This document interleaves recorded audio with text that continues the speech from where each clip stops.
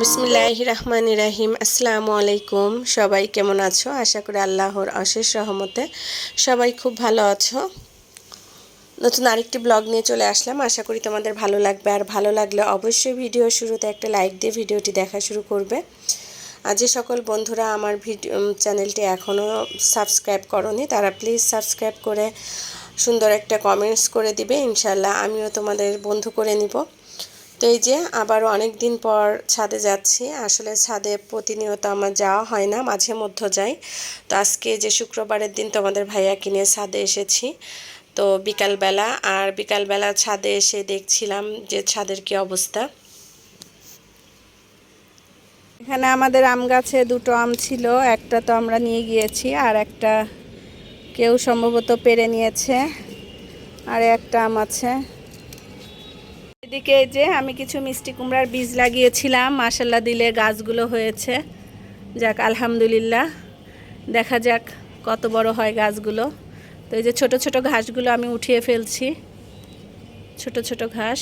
থানকুনি পাতা ছিঁড়ে নিয়ে যাব ভর্তা খাওয়ার জন্য। এদিকে আবারও অনেক ঘাস হয়েছে। কিসের জন্য যেন আমার এই গাছগুলোতে প্রচুর ঘাস হয়, আর এই ঘাসগুলো কিভাবে মেরে ফেলা যায় কেউ যদি জেনে থাকো তাহলে অবশ্যই আমাকে জানাবে। অনেক আপুরাই দেখে অনেক সুন্দর সুন্দর করে সবজি চাষ করো, তো আমি আসলে ঘাসের জন্য সেভাবে সবজি চাষ করতেই পারি না। এই ঘাসের জন্য সবজিগুলো নষ্ট করে দেয়, সবজি গাছগুলো। আর এখানে যে থাই পাতা গাছ লাগিয়েছি, কিছু থাই পাতা নিয়ে যাব, চাইনিজ রান্না করব। নিজের গাছে থাই পাতা দিয়ে থাই স্যুপটা রান্না করব। আর এই যে মাশাল্লাহ দিলে কিন্তু পুঁই শাকের গাছগুলো হয়ে গিয়েছে। তো তোমাদের ভাইয়া ঘাস পরিষ্কার করছিল। আর এই যে ড্রাগন গাছটাতে একটা লাঠি লাগিয়ে দেওয়া হয়েছে যাতে ড্রাগন গাছটা একদম সোজা হয়ে উঠতে পারে। ড্রাগন গাছেও দেখো অনেক ঘাস হয়েছে। তো মাশাল্লাহ আপুর গাছে যে ড্রাগন চলে এসেছে, টোটাল 8টা ড্রাগন এসেছে। দেখতে খুবই ভালো লাগছে। এই যে ড্রাগনগুলো, এদিকেও আছে অনেক ড্রাগন এসেছে মাশাল্লাহ দিলে।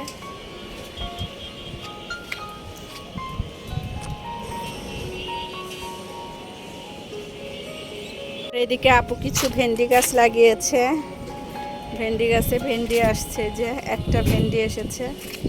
আর এই গাছটাতে এখনো আসেনি। এটা মরিচ গাছ, এটা হলো করল্লা গাছ, ধুন্দল গাছ, ফুল গাছ, বেগুন গাছ। আর এদিকে এই যে আমার একটা চুলা আছে, এটা হলো আমার চুলা। মাঝে সাঝে মাটির চুলায় রান্না করতে চাইলে এখানে রান্না করতে পারবো। আর এখানে কি দেখি তো, এখানে সার। আর এদিকে তোমাদের ভাইয়া যে গাছের যত্ন নিচ্ছে, ঘাসগুলো কেটে দিচ্ছে। বাংলাদেশের অবস্থা খুবই খারাপ। এই যে আকাশে দেখতে পাচ্ছ অনেক ধোঁয়া, আর এগুলো হলো এই যে মেট্রো রেল পুড়িয়ে দিয়েছিল 10 নাম্বার, সেই ধোঁয়াটা এভাবে আসছিল। তো আমি তোমাদের ভাইয়াকে বলছিলাম কি ব্যাপার, আকাশটা হঠাৎ এরকম কালো হয়ে যাচ্ছে কেন। তারপরে বুঝতে পারলাম সে আগুনের ধোঁয়াটাই আসছিল। তো জানি না আমাদের ভাগ্যে কি আছে, আমাদের কত ভাই বোনেরা সন্তানেরা মারা গিয়েছে। আল্লাহ তাদেরকে জান্নাতবাসী করুক, এই দোয়াই করি আল্লাহ তাআলার কাছে, এবং এই বিপদ থেকে আমাদের সবাইকে রক্ষা করুন, আমিন। তো এই যে সন্ধ্যায় চা খাচ্ছি, তোমাদের ভাইয়া আর আমি দুজন চা খাচ্ছি আর গল্প করছিলাম এই সংগ্রাম নিয়ে। তো জানি না এখান থেকে আমরা কবে মুক্তি পাবো। তো যেহেতু হরতাল শুরু হয়ে গিয়েছে, সেই জন্য চিন্তা করলাম কিছু মাছ কিনে আনি। তো এই যে কিছু মাছ কিনে আনা হয়েছে, এখানে পোয়া মাছ, চিংড়ি মাছ, এই মাছগুলো এনেছি। তো এই মাছগুলো এখন কুটে বেছে ধুয়ে পরিষ্কার করে রাখবো। আর এটা হচ্ছে ব্রয়লার মুরগি এনেছি, ব্রয়লার মুরগিগুলো কেটে রাখবো, বাচ্চাদের জন্য একটু আলাদা করে রাখবো, দেখি কি করা যায়। আর এই যে ঠেলা মাছ, সামুদ্রিক ঠেলা মাছ মাংস কেটে রেখেছি দিচ্ছিলাম। আমি, ব্রয়লার মুরগির মাংস রেখেছি। এটা আমি স্যুপ, চিকেন ফ্রাই, তারপরে সুপি, নুডলস, এসব রান্নার জন্য, নুডলস রান্নার জন্য যে কোনো সময় এক এক পিস নিয়ে আমি রান্না করে নিতে পারবো। আর এখানে যে চিকেনের রানগুলো রেখেছি বাচ্চাদের স্কুলের টিফিনের জন্য, ফ্রাই করে দেওয়ার জন্য, সব কিছু আমি আলাদা করে রেখেছি। আর এই যে লেয়ার মুরগি এনেছি সেগুলো আমি একটা একটা করে এই যে ধুয়ে রেখে দিয়েছি।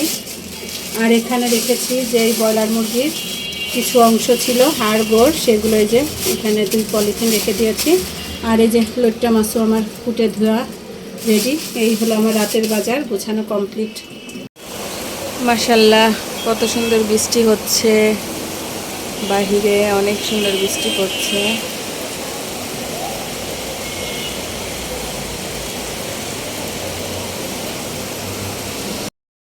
টিভির খবর দেখতে দেখতে আসলে মনটাই ভেঙে যাচ্ছে, কোনো কাজেই মন বসছে না। তারপরও দুপুরে রান্না করতে হবে, কিছুই করার নেই। আর এটা হলো পরের দিন থেকে আমি আমার ভিডিও শুরু করলাম। দুপুরে রান্না বাড়া সব কিছুই গুছিয়ে নিয়েছি, এখন রান্নাটা শুরু করব। ওই যে বললাম বাহিরে যে অবস্থা হচ্ছে, টিভি দেখলেই মনটা আর চাচ্ছে না কোনো কিছু করি, তারপরও পেটের ক্ষুধার জন্য সব কিছু করতে হয়।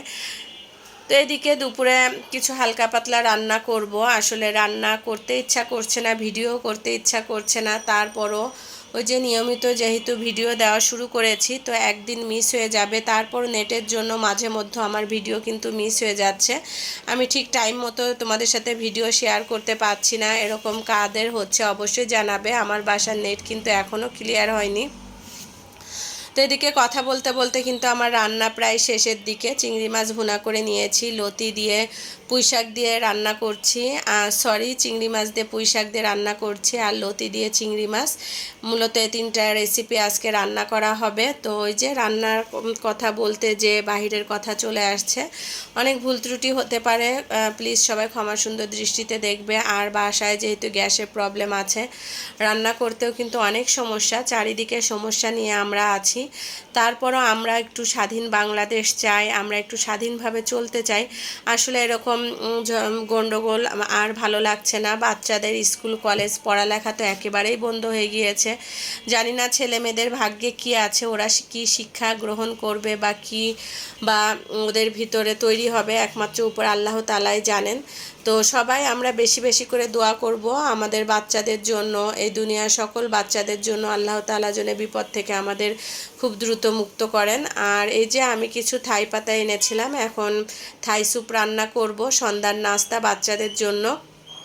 ওই যে কিছু বুকের মাংস রেখেছিলাম, ওখান থেকে কিছু চিকেন নিয়েছি, আর এই যে চিংড়ি মাছ ছোট ছোট কুচি কুচি করে নিয়েছি।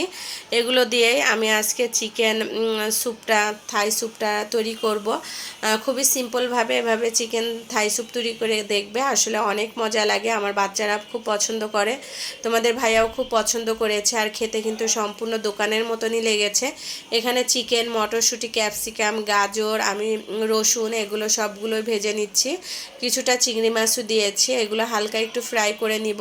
হালকা ফ্রাই করে নেওয়ার পরে এখানে আমি কর্নফ্লাওয়ার, এখানে আমি দিয়েছি টমেটো সস, সব 3 রকমের সস দিয়ে, কিছুটা চিলি ফ্লেক্স দিয়ে তারপরে আমি ভালোভাবে মিশিয়ে নিয়েছি। এখন এই যে দিয়ে আমি কিছুক্ষণ নেড়ে চেড়ে নিয়ে থাই পাতা দিয়ে আমার এই যে চিকেন থাই স্যুপ কমপ্লিট। এটা এখন খেয়ে নিব। অনেক মজা এবং টেস্টি হয়েছিল, সম্পূর্ণ রেস্টুরেন্ট এবং চাইনিজের চিকেন থাই স্যুপটাই আমি তৈরি করেছি। তোমরা একবার হলো এটা ট্রাই করে দেখবে, তোমাদের কাছেও খুবই ভালো লাগবে। ঘরোয়া ঘরে যে উপকরণগুলো ছিল সেগুলো দিয়েই কিন্তু আমি এই থাই স্যুপটা তৈরি করেছি। তো আজকের মতো আমি আমার ভিডিওটি এখানেই শেষ করছি। সবাই ভালো থাকবে, সুস্থ থাকবে এবং সাবধানে থাকবে, আমাদের জন্য দোয়া করবে। আমিও আমার সকল ভাই ও আপুদের জন্য দোয়া করি। আল্লাহ হাফেজ, আসসালামু আলাইকুম।